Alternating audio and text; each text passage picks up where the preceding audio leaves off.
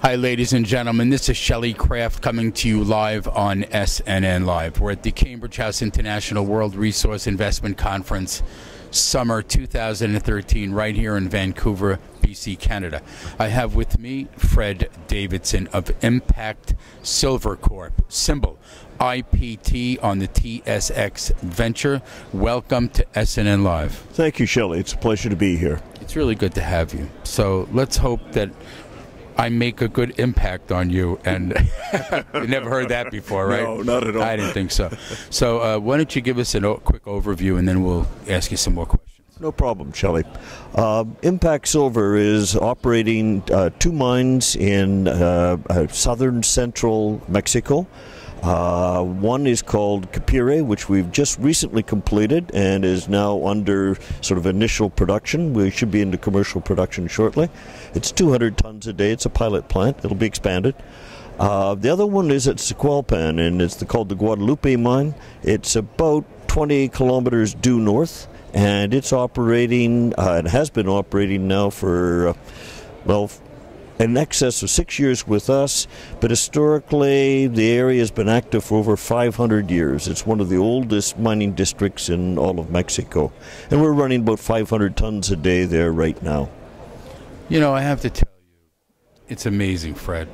When I think of Mexico, I think of silver. I mean, I know there's beautiful beaches, but doggone it, they really depend on silver. So tell me a little bit more about your background and how you originally got into Mexico. Yeah, thanks. When we got into Mexico, it was really a definitive situation where we decided to look for silver. And Mexico truly is one of the premier producers of silver. And I've got to admit, I haven't seen very much of the beaches. But certainly I have seen the interior of Mexico. I've been mining now for about 35 years, everywhere from northern British Columbia down. And part of me wanted to go a place that was a little warmer, and definitely I was interested in silver itself. The area we finally acquired, and it was an acquisition of a mine that had gone defunct, if you will, has literally been mined since the days of Cortez. In fact, Cortez hid out here when he got in trouble with the governor of New Spain. To date, we've located over 3,000 old mines working in the almost 623 square kilometers we control. Mexican silver is obviously well regarded. It occurs both in epithermal as well as VMS-type deposits, and we have them both in such a large area.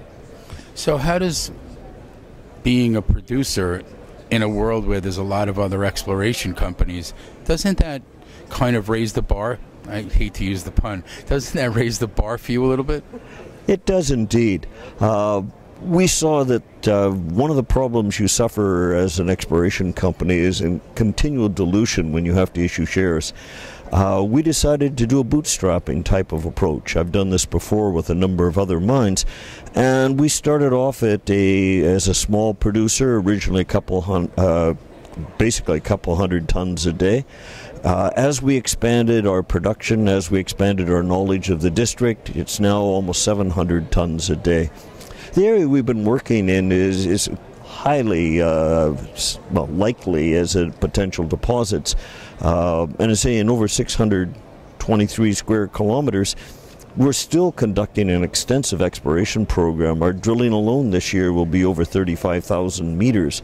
But meanwhile, we're still one of the more significant producers of high-grade silver in Mexico. So you don't really have to leave your district. You could just find out on your own property. You don't have to go looking for new properties, is what I'm saying. Well, you're right. In fact, I think we're larger than about 40 countries in the United Nations, the district we cover. It's such a broad area. It covers different geographical areas, different structures, what have you. Everywhere we run from the very extreme southeast, which we haven't even explored yet, to the northeast, which we haven't or northwest, which we haven't explored yet. But in between, we've been able to concentrate a fair bit of effort. We've raised about $28 million over the years. We've spent in excess of $42 million on exploration and development, and we still have about $16 million in the bank. So it's been a fairly successful approach to mining. So Fred, you're deep into into Mexico, you're deep into silver. So I know a lot of our investor audience would like to know, what about the prices of silver in the future? Where do you think, because of the industrial usage, and it's also, people are gathering it? It's a good question. First of all, we take a slightly different approach to the price of silver. Because we have such a high-grade deposits, we can mine at extremely low prices and still make a profit. And quite often I'll get a shareholder asking me, do I think it's going to go to $100? And I've got to admit, it'd be very nice if it went to $100. I think industrially we're seeing a demand, we're seeing a substitute for US dollars, we're seeing a substitute for gold. And as that demand grows, world supply is shrinking. We're probably looking at the bottom prices. Can we produce at even lower prices? Absolutely. That's the joy of being one of the higher grade mines in the world. But in the long term, we see it, we're forecasting our own results. We're at the bottom. We expect to see it gain at least 100% over the next 5 years. Well, you have believers that are following silver, from Sprott to David Morgan. I mean, these are good guys to be following silver, if you know what I mean. Oh yeah, they know what they're talking about. They've got a very good perception on where the market's going. We're in there for the long term. So if the market stays down at $20 for a year, it doesn't really matter, because we know ultimately demand will always outstrip supply. Ladies and gentlemen, let's get a website. The site is impactsilver.com. Easy enough. This is Fred Davidson of Impact Silver Corp.